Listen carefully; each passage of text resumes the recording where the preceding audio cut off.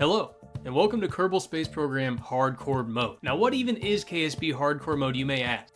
Well, normally when you go to start a new game in KSP, you're presented with a few options. There's easy, normal, moderate, hard, and if you squint your eyes and look very, very closely. Yes, there it is. Flights cannot be reverted back to the command center. If the mission goes sideways, that's the end of it. Crews do not respawn. If Jeb comes in for an aggressive aero brake at 3,500 meters per second, he's gone. Forever. The mission control center can be exploded, Kerbals need life support for space missions, and worst of all, the quick save and quick load button is completely disabled. Well, now that we've ratcheted up the difficulty, what are we trying to accomplish? Well, we need to get through this right here. It's called the tech tree. It's a large, expansive science tree with many branches that, when unlocked, lead to more rocket parts. That lead to more science. That in turn leads to more and better rocket parts. And we go in that circle all the way until everything is unlocked. What else? Well, with the help of the Outer Planets mod, we have a much larger Kerbal system to explore. Loads of new planets and moons just waiting to be discovered. Maybe one day we could even take our Kerbals and go interstellar. But that's a long way off, because for now, our top scientists at the Void Space Center can't even figure out how to make it off the ground. We've tried everything from jumping, to running and jumping, to jumping off high places, and even ramping rovers, but nothing, until now, has led to spaceflight. Very recently, our top scientists have discovered incredible technology.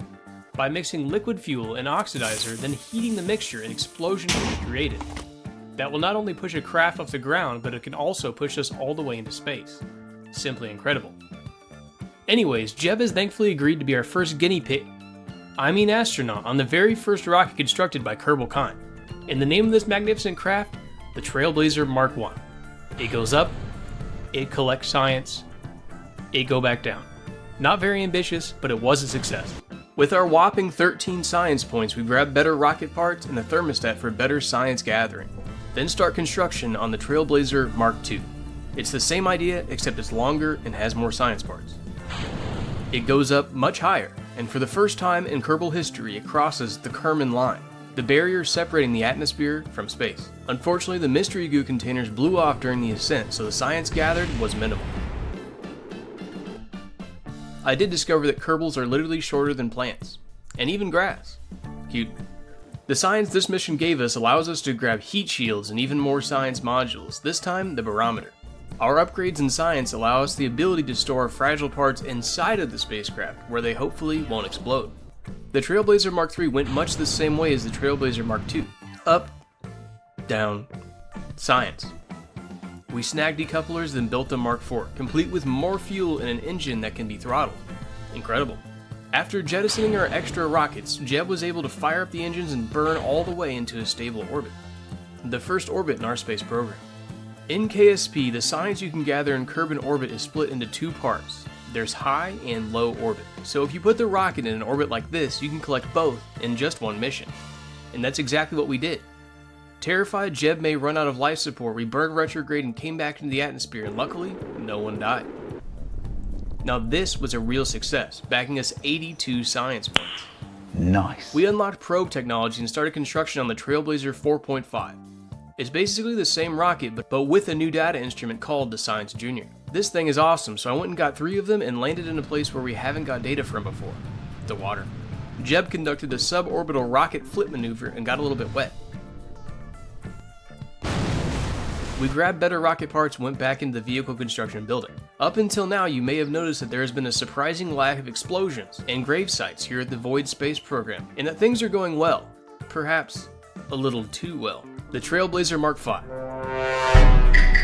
This mission's goal was to take our Science Junior experiments and collect science in low orbit, and land in the South Pole to collect science there as well. But when Jeb came in for re-entry, this happened. During a bout of time warping due to laziness, the rocket spun out of control. I tried spinning the rocket to dissipate the heat, but it was not to be. Jeb was lost. A truly devastating loss. The first Kerbal to trade his life for the advancement of Kerbal technology. He will be remembered.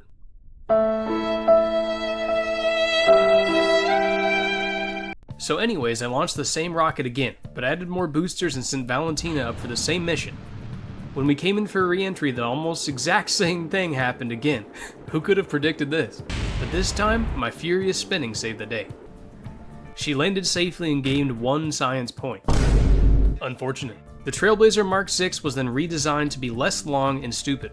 Its goal was to go to the North Pole, considering how cursed the South Pole missions were. We got into a good suborbital trajectory, she made it safely through re-entry, but then tragedy struck. She tried to deploy the parachute too soon and it was destroyed. I watched in horror as my other pilot plunged towards the ground at 200 meters per second. Another brave Kerbal has sacrificed themselves for the betterment of Kerbalkind. Another memorial service was held, but it was a somber one. This was a new incredible low for the VSP. Having lost our two best pilots and receiving next to no science in return was absolutely tragic. We needed to rethink our strategy if we wanted to continue our path into the stars. We needed something incredible. We needed a big win. And then, my game crashed. Okay, it wasn't that serious, but upon loading back in, one of our top scientists had a suggestion. What if we use robotic probes instead of living beings to go to space, until we gather enough science to unlock the parts that make spaceflight safer? This was a brilliant idea, and thus, the bot program was born. I designed a craft that had tons of batteries on board because we haven't unlocked the solar panels yet. I gave it antenna that made it look like it had ears, added 2 Science Junior experiments, built a launch vehicle, and then sent it onto the launch pad. But a new and different problem arose. In this game, pilots can do something called SAS. You can think of it like an autopilot system. They can control the craft and SAS makes flying so much easier. But my probe core, the Stay Putnik, had no such capability. So getting to orbit required my full attention and furious button mashing strats. Past Void can elaborate on the struggle. I hate not having SAS. This shit sucks so hard. Oh my god. Just please. Truly a painful experience. Many rocket flips later, we did get into a stable orbit and were able to transmit science back home. I could have kept it on board and got more science out of it, but I was afraid re-entry wouldn't go so well. But it did regardless and the probe was collected. Flight control was unlocked and a new mission was born. We need incredible advancements in science, and we cannot get those around Kerbal. We need to broaden our horizons. We need a mission to the Mun. Introducing the Kepollo Probe. Its job was simple: get into orbit, transfer to the Mun, do a flyby, collect some science in high and low Mun orbit, and then transmit all that back home. The most ambitious mission for our fledgling space program so far. We got onto the launch pad, engaged thrusters, and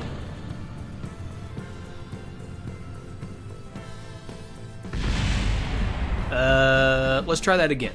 A successful launch, a few orbital flips, an inconsequential explosion, and one orbital burn later we have a new encounter with the Mun. I time warp to the encounter, collect my science, go to transmit it back home, and we're out of electricity because I forgot to put my probe core into hibernation mode. Thus, the Kepollo Probe Mark II was born, equipped with more batteries and my ability to remember this button right here. And while this rocket's on its way to the Mun, this is a great time for me to shamelessly beg for you to subscribe to my channel. Please hit that button to help it in the algorithm. I'm in desperate need of views and money. We get back to where we were before and things are looking a lot better. Science gets transmitted and I get to thinking, you know, there's a lot of gas left in this thing. Maybe I can just go in for a landing. Yeah, I mean, I could get even more science, and if it blows up, nobody cares. It's just the taxpayers' money, so, you know, who cares? So we went in for a landing. Coming in a little bit hot. A little bit hot. That's alright. I think that's alright. I don't know. I can never tell. I only got one try at this. This game is so much harder when you only have one try at everything. Nothing exploded. Nothing exploded. Oh, we did it. We did it. Let's get some science though. However much battery you got left. Feels good to have a success, you know? After so many not successes, a success feels just fine, you know? I then had the bright idea of trying to burn my engines and try to pick the rocket up off the surface and send it back home. But then this happened. See if we can pick her back up. Just go up. Nope. Sure can't. Maybe that'll blow up too. At least there's no debris on the Mun, you know? When you think about it. I call that a success. See how much science we got? I need to get struts so bad. Upon returning to the VSC, I discovered 148 science points just waiting to be spent. This seemed like a great time to get something I've been lacking for a long while. Struts. Then with the remaining points, I invested in a better probe that has SAS as well as solar panels, an incredible advancement in Kerbal technology. Thanks for watching until the end, subscribe for part 2, and let me know all the things that I did wrong right down in the comments. Goodbye!